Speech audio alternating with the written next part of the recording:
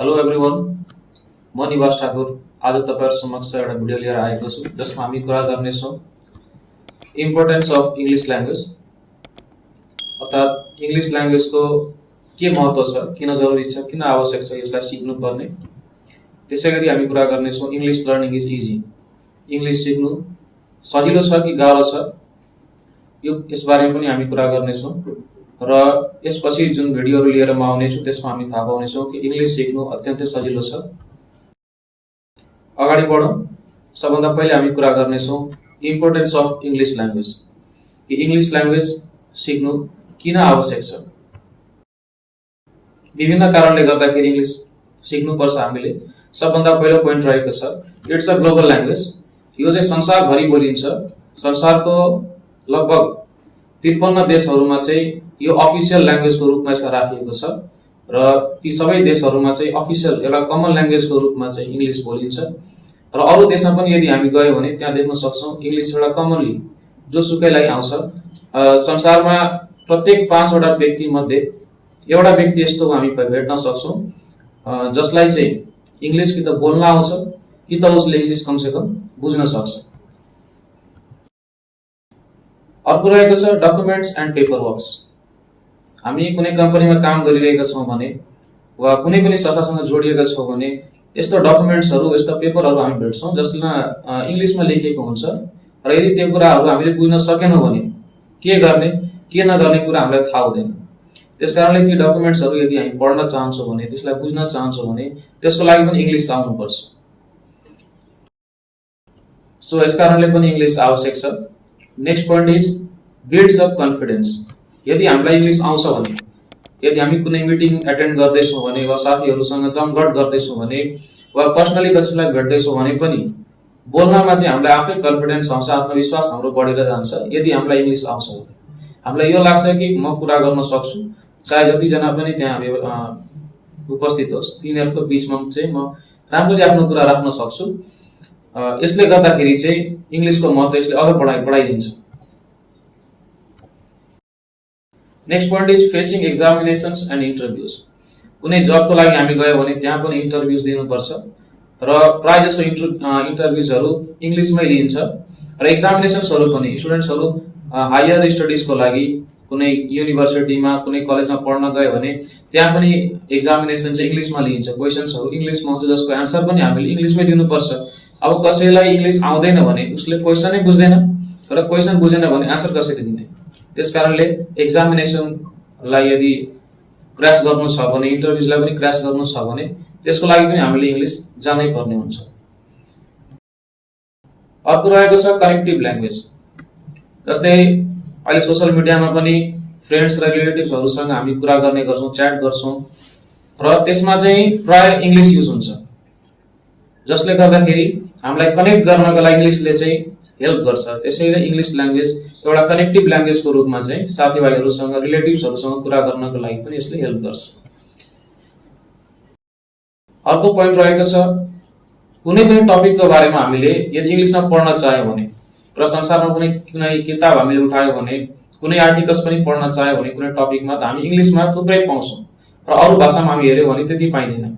त्यसकारणले पनि इंग्लिश र पहिलो पोइन्टमा आइसकेको छ यो चाहिँ ग्लोबल ल्याङ्ग्वेज।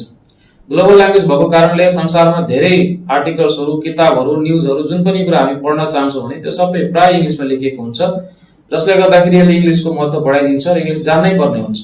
यदि जानेन भने ठूलो घाटा हुन सक्छ किनकि धेरै कुरा हामी पढ्न सक्दैनौं। अर्को पोइन्ट रहेको छ पावरफुल इन्स्ट्रुमेन्ट फर एक्सप्रेसन। इंग्लिशमा तपाई देख्न सक्नुहुन्छ बोल्दाखेरि कहिले ठूलो स्वर हुन्छ, कहिले सानो स्वर गरेर बोल्नु पर्ने हुन्छ, कहिले पिच ठूलो हुन्छ, कहिले सानो हुन्छ, कहिले स्पिडमा बोलिन्छ, कहिले बिस्तारै बोलिन्छ। त्यसले गर्दाखेरि मान्छेले के एक्सप्रेस गर्न खोजेको सर्व एउटा कुरा बोल्दियो भने पनि अगाडि जो मान्छे उपस्थित छ उसले बुझ्न सक्दैन राम्ररी।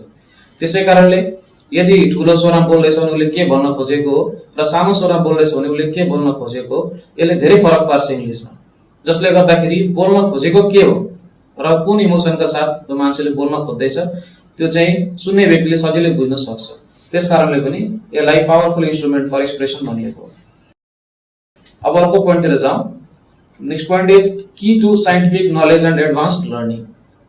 अहिले साइन्सको बारेमा जुन रिसर्चहरू गरिन्छ, अरू एडभान्स लर्निङहरूको बारेमा पनि छ। जस्तै टुरिस्टहरू एक अर्का देशमा रिसर्च गर्न जान्छ, त्यो सबै प्रायः जसो हामी देख्छौँ इङ्ग्लिसमै लेखिएको हुन्छ। जति पनि आर्टिकलहरू, रिसर्च पेपरहरू, साइन्सको बारेमा कुनै किताबहरू भेट्छौँ भने त्यो प्राय इङ्ग्लिसमै भेट्छौँ। पहिला ल्याटिन ल्याङ्ग्वेजमा, ग्रिक ल्याङ्ग्वेजमा हामी पाउँछौँ, जसलाई पछि इङ्ग्लिसमा ट्रान्सलेट गरियो र अब चाहिँ इङ्ग्लिसमै लेखिने गरिन्छ।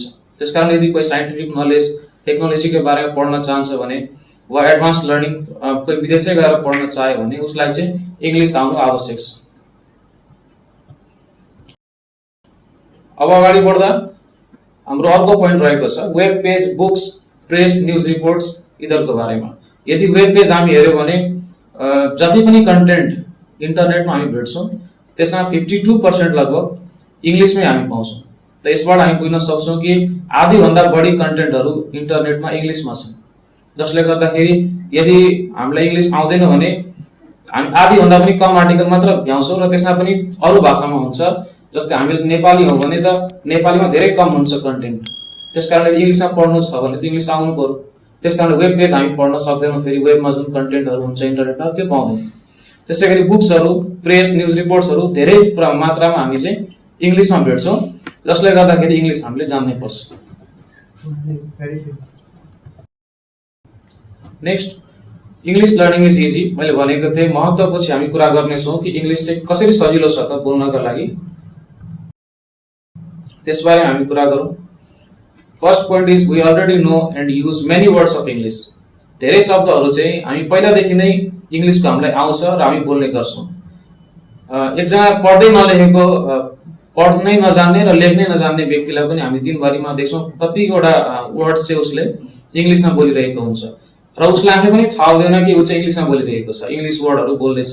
त्यसकारणले हामी आफै पनि यदि थोरै पनि पढिरहेका छौँ भने हामीलाई थाहा छ कि हामीले इङ्ग्लिसको धेरै वर्डहरू हामीलाई आउँछ पनि र दिनभरिमा हामी कति इङ्ग्लिसमा चाहिँ कतिपय वर्डहरू चाहिँ हामी बोल्छौँ पनि।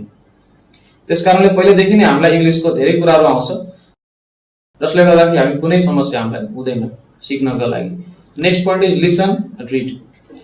यसमा दुईटा कुरा छ, एउटा लिसन र अर्को रिड। लिसन भनेको सुन्नु र रिड भनेको चाहिँ पढ्नु। हामी जति धेरै सुन्छौँ अरूले बोलेको त्यति धेरै हामी सिक्न सक्छौँ। यसको सानो उदाहरण हामी आफ्नो मातृभाषाको कुरा गरौँ। हामीले मातृभाषा सिकेको कसरी हो भन्दा हामी जन्मेपछि हाम्रो जुन गार्जेनहरू हुनुहुन्थ्यो, घरमा जुन परिवारमा हामी हुर्केका छौँ, त्यसमा हामीले त्यहाँ पढाइ भएको थिएन, हामीले त्यो ल्याङ्ग्वेज हामीले पढेका थिएनौँ। त्यो ल्याङ्ग्वेज हामीले अरूबाट सुनेर र अरूले हामीलाई बोल्न लगाएर त्यसरी चाहिँ हामीले सिकेको। त्यसकारण लिसन, जति बढी हामी सुन्छौँ कुनै भाषा त्यति बढी हामी त्यो भाषालाई सिक्न सक्छौँ। र त्यस पछाडि अर्को आउँछ रिड। जति हामी किताब पढ्दै जान्छौँ, कुनै भाषा तपाईँलाई सिक्नु छ भने तपाईँ त्यो भाषाको किताब पढ्नु पर्यो, आर्टिकल्सहरू पढ्दै जानु पर्यो, अरू न्युजहरू छ भने त्यो पढ्नुहोस्। जे भेट्नुहुन्छ त्यो ल्याङ्ग्वेजमा सिक्नका लागि चाहिँ त्यो कुराहरू पढ्दै जानु पर्यो, जसले चाहिँ हाम्रो रिडिङ स्पिड पनि बढाउँछ र त्यो भाषा पनि हामी सिक्न सक्छौँ। अर्को रहेको छ रिपिट। यदि हामी कुनै पढ्दैछौँ भने वा कुनै कुरा सुन्दैछौँ भने एकपटक मात्र सुनेर हुँदैन वा एकपटक मात्रै पढेर हुँदैन, त्यसलाई बारम्बार हामीले पढ्दै जानु पर्यो, बारम्बार सुन्दै जानु पर्यो, अनि मात्र हामी त्यसबाट सिक्न सक्छौँ। त्यसै गरी अगाडि बढौँ र हेरौँ। अर्को पोइन्ट छ टक अर कन्भर्स भनेको कुराकानी गर्नु। हामी कुनै कुरा सुनिरहेका छौँ तर बोल्दैनौँ जबसम्म तबसम्म हामी सिक्दैनौँ। एकजना व्यक्तिले अर्को कुरा सुनिरहन्छ तर आफू केही पनि बोल्दैन भने उसले त्यो भाषा कहिले पनि सिक्न सक्दैन। र कुराकानीमा के हुन्छ भन्दाखेरि अहिले हामी बोल्दैछौँ, हामीलाई आउँदैन, अनि हामी त्यसलाई इम्प्रुभ गर्न चाहन्छौँ र त्यसको लागि चाहिँ हामी मेहनत पनि गर्न थाल्छौँ र बिस्तारै बिस्तारै हाम्रो त्यो भाषा चाहिँ सुध्रिँदै जान्छ, राम्रो हुँदै जान्छ। अर्को पोइन्ट रहेछ डेली प्र्याक्टिस टु इन्क्रिज भोक्याबुलरी। सधैँ हामीले त्यो प्र्याक्टिस गरिरहनु पर्यो। एकपल्ट हामीले कुनै लेक्चर सुन्यौँ, कुनै किताब पढ्यो र त्यसबाट पनि हुँदैन, बारम्बार त्यसलाई रिपिट गर्यो त्यसले पनि हुँदैन, आफूले पनि प्र्याक्टिस गरिरहनु पर्यो। जस्तै कुनै कुरा सिक्नु छ भने अरूलाई बताइराख्नु पर्यो, अरूसँग कुराकानी गर्नु पर्यो, अरूलाई पनि भन्नु पर्यो कि तिमी मसँग बोल, म तिमीसँग बोल्छु। यसरी चाहिँ हामी दुवैजनाको प्र्याक्टिस हुन्छ र यो ल्याङ्ग्वेज हामी राम्ररी सिक्न सक्छौँ। यसरी चाहिँ इङ्ग्लिस हामी सिक्न सक्छौँ। आजको लागि यति नै। नेक्स्ट भिडियोमा म अरू कुराहरू पनि लिएर आउनेछु जसबाट हामीलाई थाहा हुन्छ कि हामी इङ्ग्लिस सजिलै सिक्न सक्छौँ। भिडियो राम्रो लाग्यो लाइक गर्नु होला, च्यानललाई सब्सक्राइब गरिदिनु होला र बेल आइकन थिचे अल नोटिफिकेसन पनि क्लिक गर्नु होला। धन्यवाद।